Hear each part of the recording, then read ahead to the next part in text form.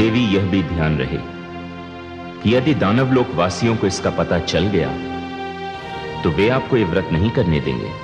नहीं नहीं देवर्षि, अपने सुहाग की रक्षा के लिए मैं किसी को भी इस विषय में जानने नहीं दूंगी।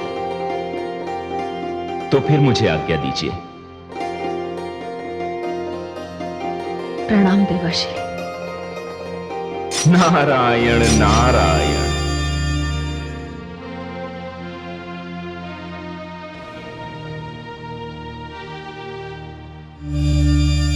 नारायण नारायण। कल्याणमस्तु। पिताश्री, आपने मेरा स्मरण किया, मेरे योग्य कार्य। पुत्र नारद, तुम्हें पता है कि जो कुछ तुम कर रहे हो उससे देव कार्य में बाधा उत्पन्न हो रही है। क्षमा करें पिताश्री, आपका तात्पर्य किस कार्य से है? तुलसी को व्रत करने का परामर्श देकर तुमने नियति की गति को रोकने का प्रयास किया, नियति के पथ में रोड़े अटकाए। पिताश्री, मैं जानता हूं कि तुलसी माता लक्ष्मी का ही रूप है, इसलिए जब मुझे यह ज्ञात हुआ कि उनके पति शंखचूड़ के जीवन पर संकट आने वाला है तो मैंने उनको उसकी सूचना दे दी और उस संकट से मुक्ति का मार्ग भी बता दिया। प्रिय नारद, यह सच है कि मैंने शंखचूड़ को वरदान दिया है, किंतु उसके भाग्य में मृत्यु भी लिख दी और उसके लिए पृष्ठभूमि भी तैयार हो रही है। तुलसी को शंखचूड़ से विवाह करने का परामर्श देने के पीछे मेरा यही उद्देश्य था। किसी भी कार्य के लिए कारण की रचना तो करनी ही पड़ती है। तुलसी का सतीत्व जब तक भंग नहीं होगा, शंखचूड़ का अंत नहीं होगा। पिताश्री, मैं यही तो नहीं चाहता। तुम्हारे चाहने और ना चाहने से क्या होता है? जब नियति यही चाहती है, जब भाग्य का लेख यही है और जब लक्ष्मी और विष्णु के पुनर्मिलन का यही मार्ग है। मैं समझ गया पिताश्री, मैं सब समझ गया। ये जो कुछ भी घट रहा है या घटने वाला है, ये सब मेरे नारायण की इच्छा से हो रहा है। ये सब पहले से निश्चित है। पिताश्री, मेरे नारायण की लीला ही अलग है। धन्य हो प्रभु, आपको कोटि कोटि प्रणाम। नारायण नारायण।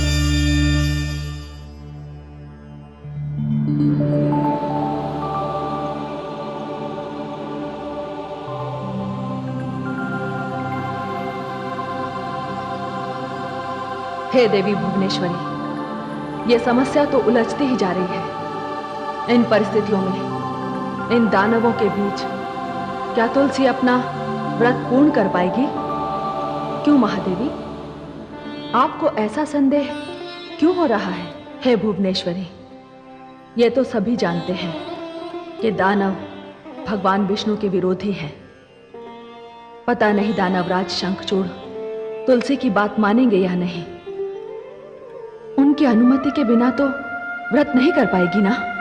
हे महादेवी, आपका संदेह निराधार नहीं है, किंतु अब इसमें कोई अधिक विलंब नहीं है। वो देखिए, दानवराज शंखचूड़ अपने कक्ष में प्रवेश कर रहे हैं।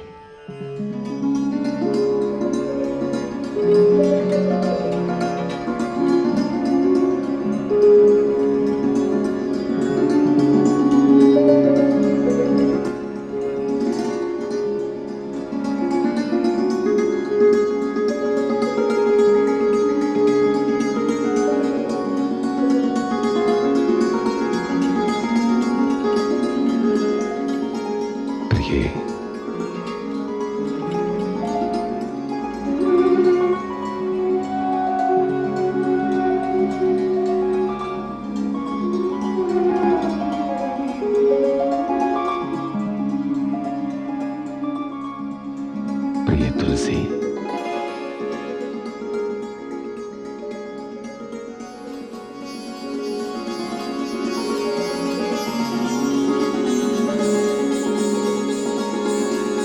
शत शत चंद्रमाओं से अधिक धवल, अधिक शीतल,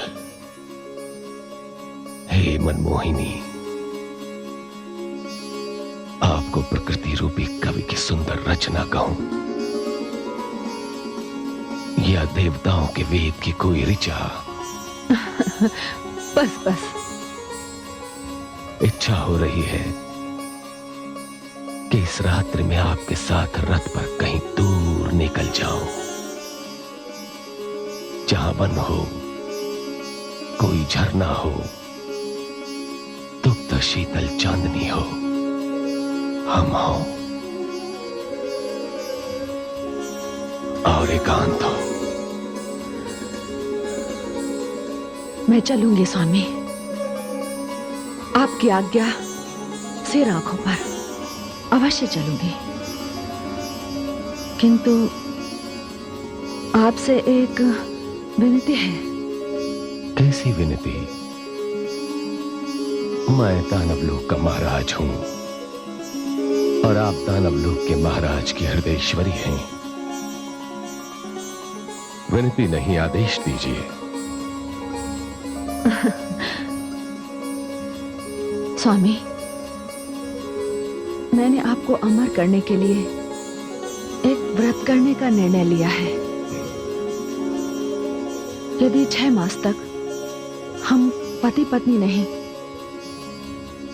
एक आदर्श प्रेमी प्रेमिका की भांति रहें, एक निकटतम मित्र की भांति रहें, तो आपको कोई आपत्ति तो नहीं होगी? प्रिय, पहली बार मांगा भी तो क्या मांगा? आपके स्नेह पाश में मैं इस भांति जकड़ा हुआ हूं कि 6 मास तो क्या 6 युग तक आपकी प्रतीक्षा कर सकता हूं। स्वामी, मैंने जो मांगा आपने मुझे दे दिया और प्रश्न तक नहीं किया कि मैंने क्या मांगा। इसकी आवश्यकता भी नहीं। जो मेरी प्राणेश्वरी है, हृदयेश्वरी है, जो अपने माता पिता का त्याग करके मुझ अपरिचित के साथ सारे दानव अपरिचितों में आ गई, जिसने मुझसे विवाह करते समय मेरे जीवन से जुड़ा हुआ कोई प्रश्न नहीं किया, उससे मैं कोई प्रश्न करूं? असंभव है। आपने जो मांगा मैंने दिया, और आपके इस मांगने में भी दानवों का कल्याण है। कल्याण? कैसा कल्याण? आप मुझे 6 मास के लिए अपने स्नेह पाश से मुक्त कर रही हैं।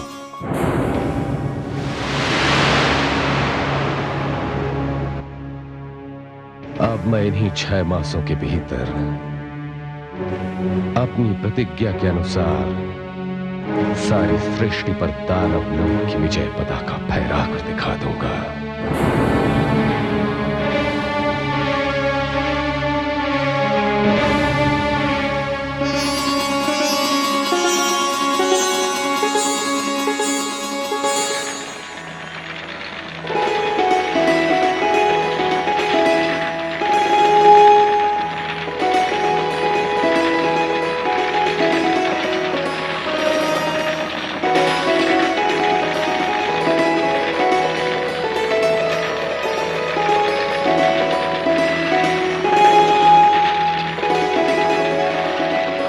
प्रणाम गुरुदेव।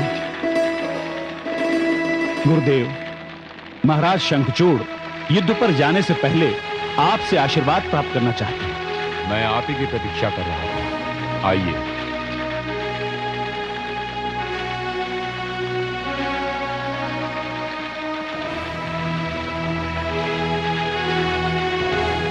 यशस्वी भव, विजयी भव।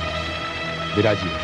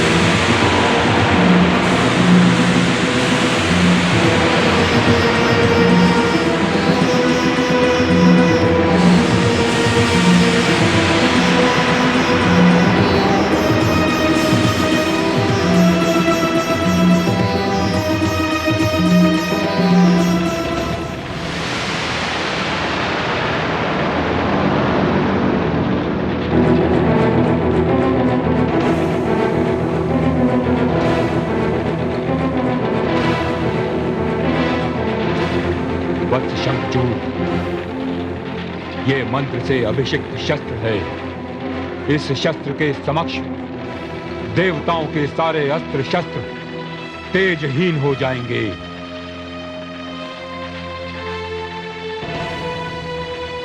मैं आपका आभारी हूं गुरुदेव। मैंने अपनी अर्धांगिनी तुलसी को यह वचन दिया है कि मैं 6 मास में त्रिलोक विजयी होकर लौटूंगा। ऐसा ही हो वत्स, किंतु प्रस्थान से पूर्व कुलवधू तुलसी के हाथों से इस खड्ग का स्पर्श अवश्य कराना। वो विजय तिलक करने के लिए महल में तुम्हारी प्रतीक्षा कर रही है। जैसी आज्ञा गुरुदेव। यशस्वी भव, लो वत्स, विजयी भव।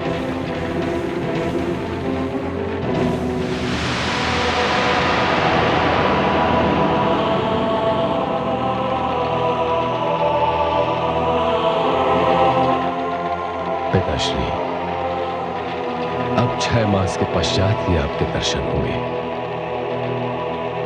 पुत्र,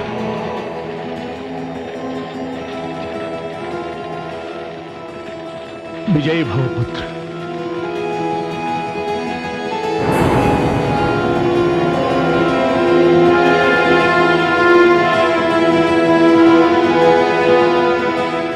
गुरुदेव, आपने मंत्रों द्वारा निर्मित खड्ग मेरे पुत्र को देकर मुझे निश्चिंत कर दिया।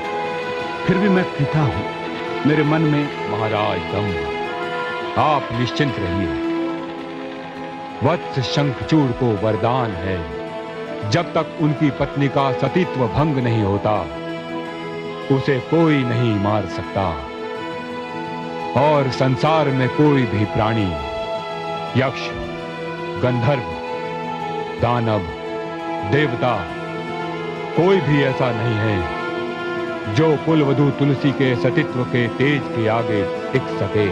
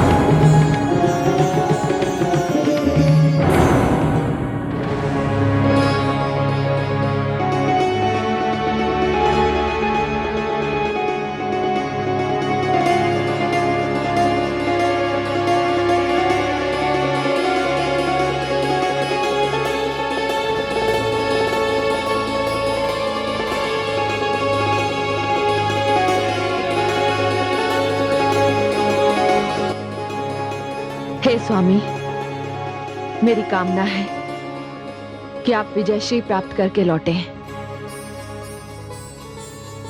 जब तक आप लौटेंगे नहीं, तब तक मैं अपने व्रत का पालन करती रहूंगी, आपके ध्यान में खोई रहूंगी। प्रिय, गुरुदेव का आदेश है कि आप इस खड्ग को स्पर्श करें। आपका स्पर्श इसमें विद्युत शक्ति भर देगा। जो आज्ञा स्वामी।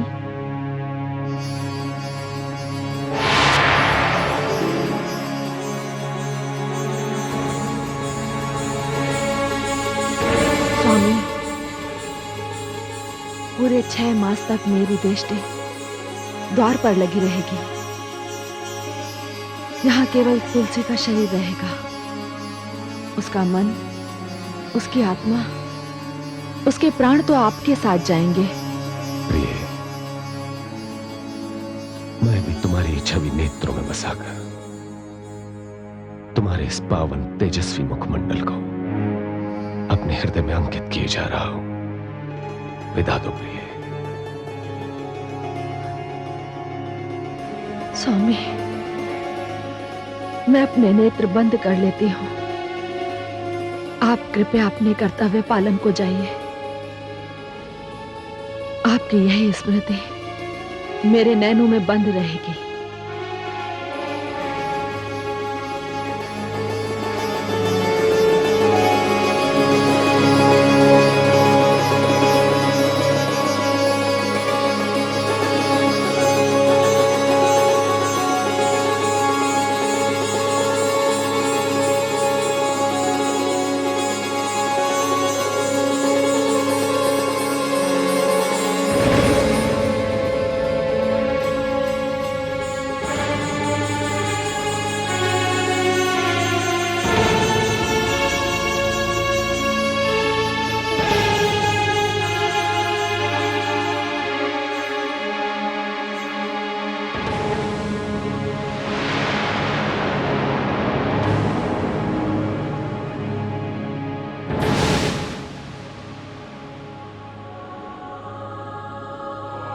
स्वामी, आपके विरह में ये 6 मास न जाने कैसे कटेंगे। न जाने मुझ पर, मेरे मन पर क्या बीतेगी।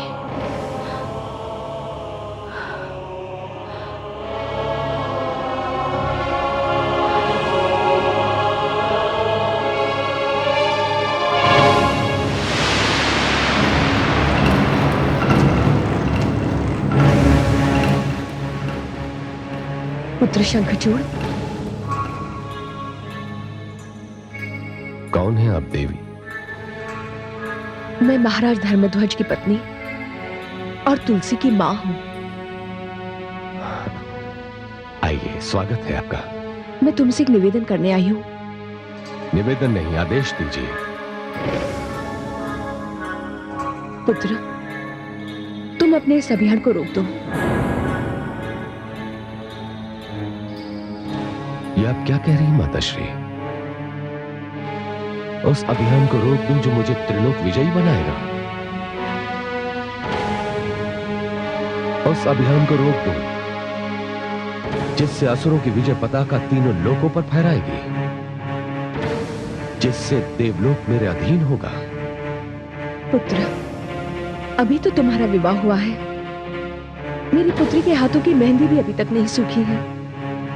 ऐसे समय पर तुम अपने जीवन को क्यों संकट में डाल रहे हो? आप कदाचित नहीं जानती कि मुझे ब्रह्मा जी का वरदान है कि मुझे कोई नहीं मार सकता। तब तो तुम्हें अपनी शक्ति का रचनात्मक उपयोग करना चाहिए, जन कल्याण के लिए करना चाहिए। आप जो कहती हैं वो मनुष्यों के सोचने की सीमा है। असुरों का मार्ग इससे आगे है, बहुत आगे है। पुत्र,